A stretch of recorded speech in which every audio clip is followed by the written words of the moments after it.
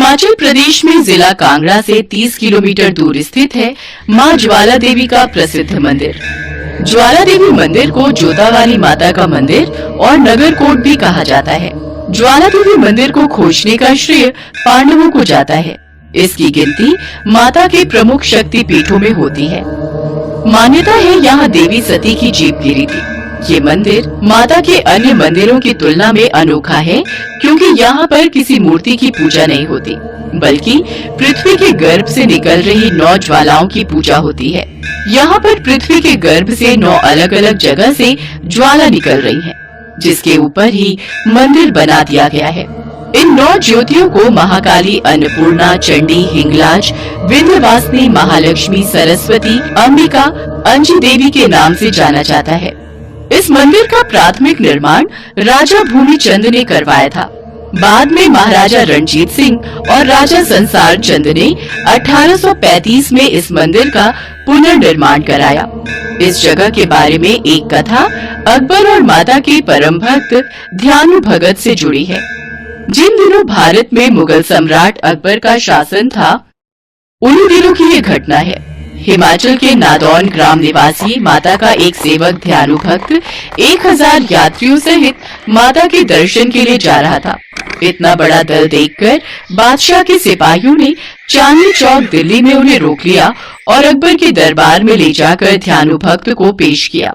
कौन हो तुम और इतने आदमियों को साथ लेकर कहाँ जा रहे हो? महाराज, मेरा नाम ध्यानु है। मैं ज्वाला माई के दर्शन के लिए जा रहा हूँ। मेरे साथ जो लोग हैं वो भी माता जी के भक्त हैं और ज्वाला देवी की यात्रा पर जा रहे हैं।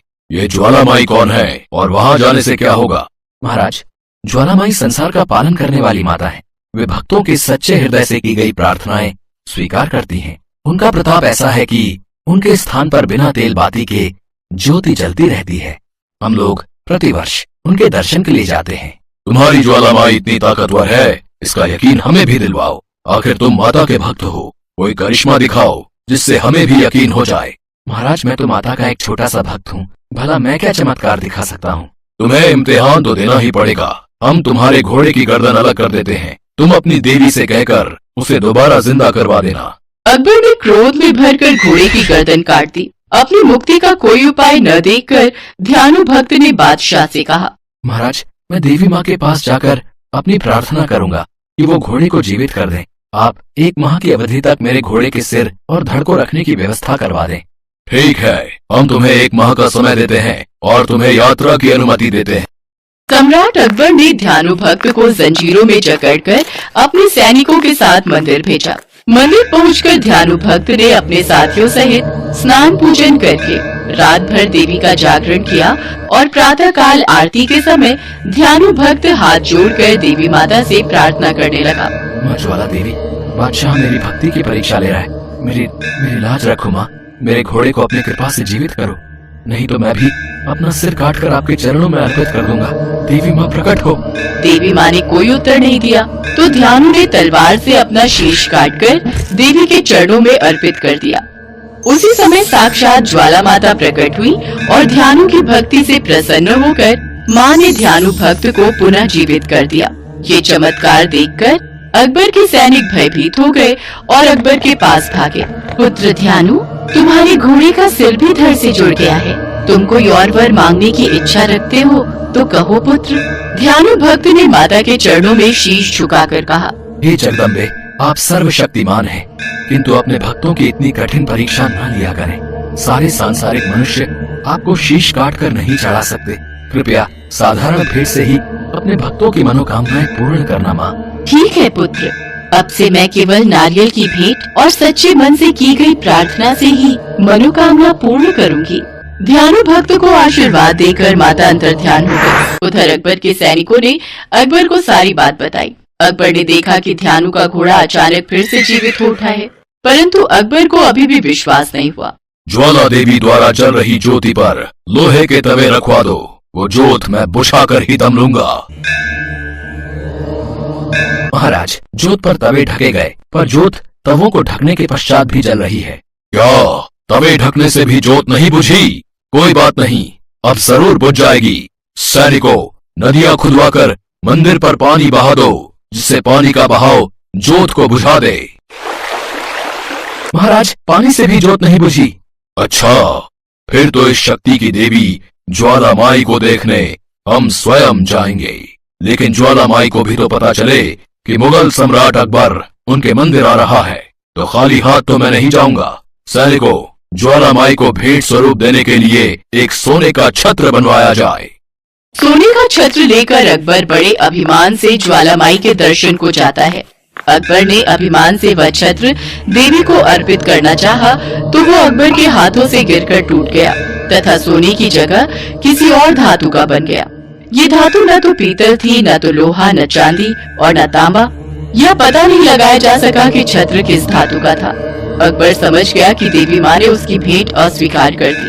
अकबर द्वारा चढ़ाया गया खंडित छत्र ज्वालामाई माता के दरबार में आज भी पड़ा हुआ है। ज्वालामाई की महिमा को और शक्ति को अकबर जान गया था, इसलिए उसने देवी माँ से क्षमा मांगी और दिल्ली वापस आकर सैनिकों को देवी माँ के सभी भक्तों के साथ प्रेम पूर्वक व्यवहार करने का आदेश दिया। आज भी बादशाह अकबर का छत्र ज्वाला देवी के मंदिर में रखा हुआ है। ज्वाला देवी मंदिर के भीतर माँ ज्योति के रूप में विराजमान है। वैज्ञानिक भी आज तक ये नहीं जान पाए कि ये ज्वाला कैसे जल रही है। ये सब बातें यही सिद्ध करती हैं कि यहाँ ज्वाला चमत्कारी रूप से ही निकलती है, न कि प्राकृतिक रूप से। मान्यता है कि जो भी भक्त माँ ज्वाला देवी के दर्शन को जाते हैं, उनकी सारी मनोकामनाएं माँ ज्वाला देवी अवश्य पूरी करती हैं। भक्त अपनी खाली झोली खुशियों से भरकर माँ ज्वाला देवी के दरबार से खुशी खुशी वापस लौटते हैं। जय माता दी। चंद्रभान नाम का एक गरीब कुम्हार अपनी पत्नी शोभा के साथ वीरपुर में रहता था। चंद्रभान देवी देवताओं की मिट्टी की मूर्तियां, घड़े और बर्तन बनाकर बाजार में बेचा करता था और थोड़े बहुत जो पैसे मिलते उनसे अपने परिवार का पालन पोषण करता था। चंद्रभान माँ दुर्गा का परम भक्त था। वो माँ दुर्गा की दिन रात पूजा किया करता था। एक दिन, हे माँ जगत जननी, आपने हमेशा मुझे दुखी देखकर सुख की छांव की है। हमें आपका ही आसरा है माँ। हम भक्तों पर सदैव अपनी ममता रखना माँ।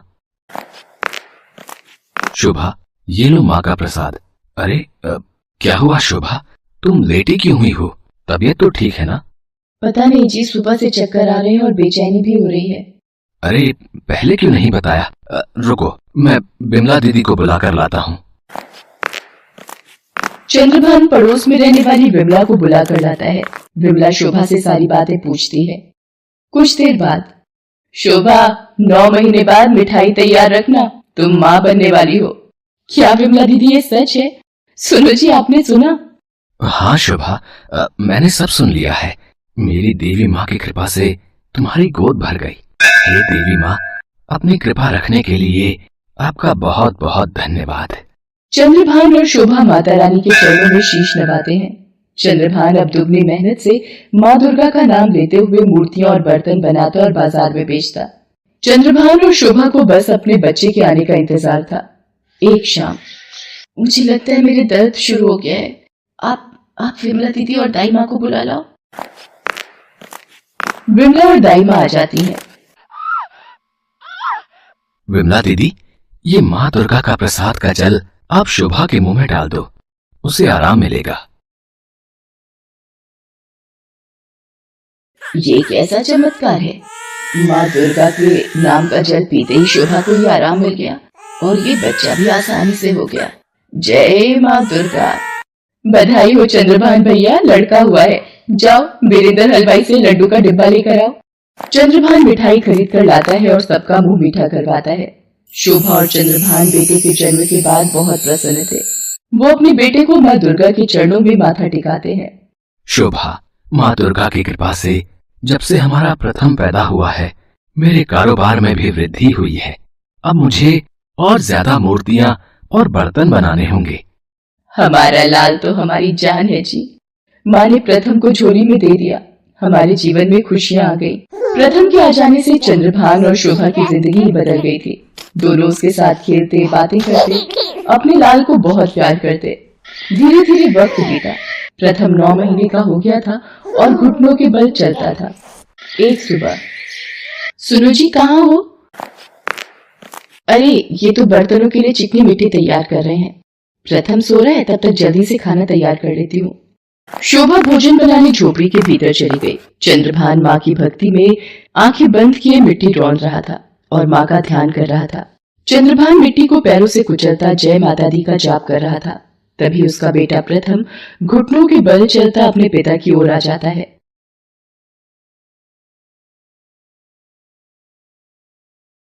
और अनजान पिता मिट्टी के साथ अपने कलेजे के टुकड़े को भी पैरों से मसलता जाता है।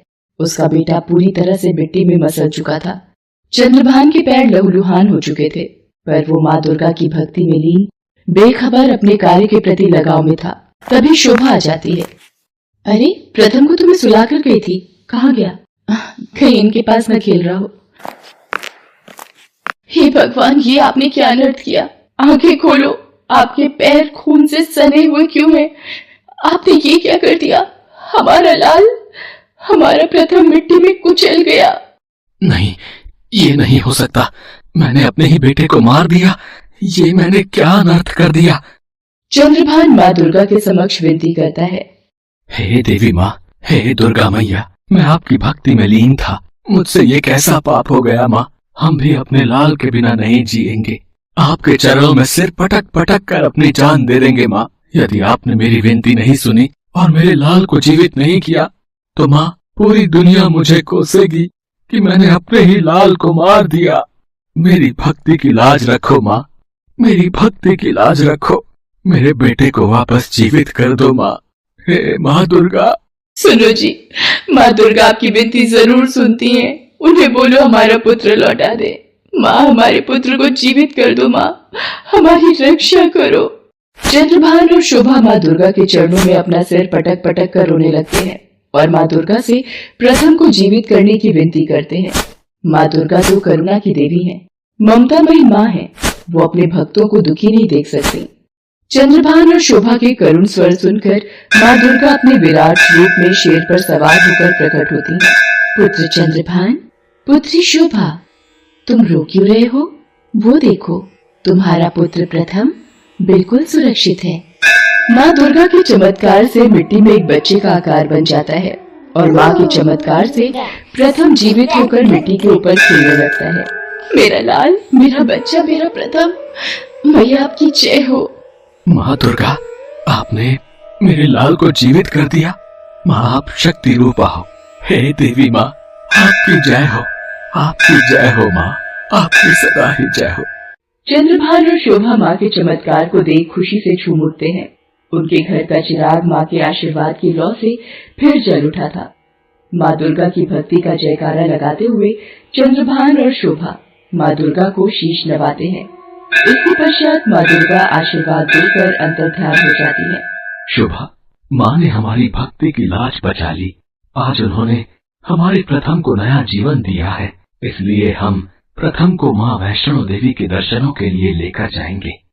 उसके बाद चंद्रभान और शोभा अपने बेटे प्रथम को लेकर माँ वैष्णो देवी की यात्रा पर जाते हैं और माँ वैष्णो देवी पिता के दर्शन करके अपनी झोली खुशियों से भरकर घर लौटते हैं।